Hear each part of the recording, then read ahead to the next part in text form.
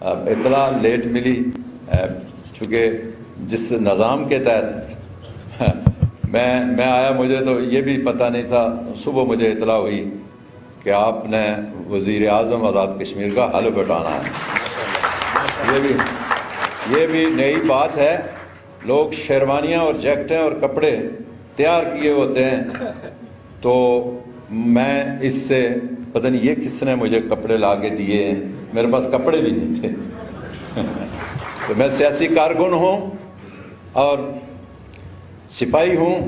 کشمیر میں تاریخ رقم ہونے جا رہی ہے، تو ہم تو چیئرمین تحریک انصاف وزیر اعظم پاکستان کے اس ویژن کے مطابق چلیں گے جس میں گڈ گورننس ہے، رول آف لا ہے اور تحریک آزادی کشمیر۔ ایل او سی پر اب جو عمران خان کی کوششوں سے ایف آئی آر بندی ہوئی ہے دوسری مرتبہ دوبارہ، اس سے بڑا فرق پڑا ہے مطلب اس تحریک آزادی کشمیر میں۔ کم از کم اس بات کا جو اندر صورتحال تھی وہی ایل او سی پر تھی۔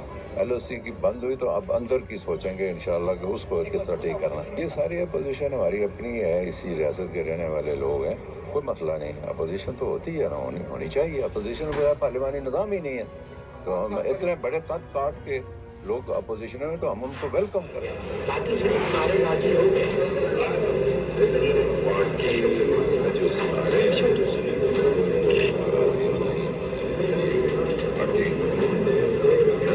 اپوزیشن کو اچھے طریقے سے جو نیشنل ایشو ہے، مسئلہ کشمیر ہے، آپ سمجھتے ہیں کہ جس طرح عمران خان سفیر ہے پوری دنیا میں، تو یہ تمام ہاؤس کو ساتھ لے کے چلیں گے؟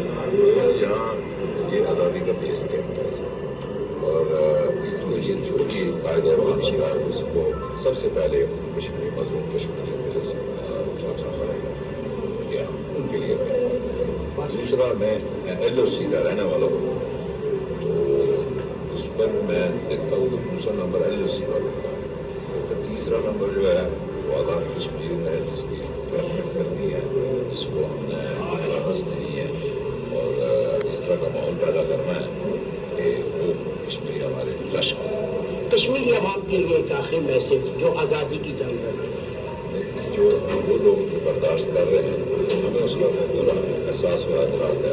میرا گھر 1000 میٹر کے فاصلے پر ہے، مجھے بھی پورا ادراک ہے، لیکن جب سے یہ 5 اگست کو جو 2 سال پہلے انڈیا گورنمنٹ میں وہاں ایک سلسلہ چلا ہے، وہ ہم چاہتے ہیں کہ پہلے وہ اس کو واپس ہو، اس کے بعد انشاءاللہ ہماری بڑی کامیابی ہوگی۔ نیازی یہاں کیسے آ گیا، یہ میں بڑا حیران ہوں۔ ویسے ہم نیازی ساری جگہ پھیل گئے ہیں۔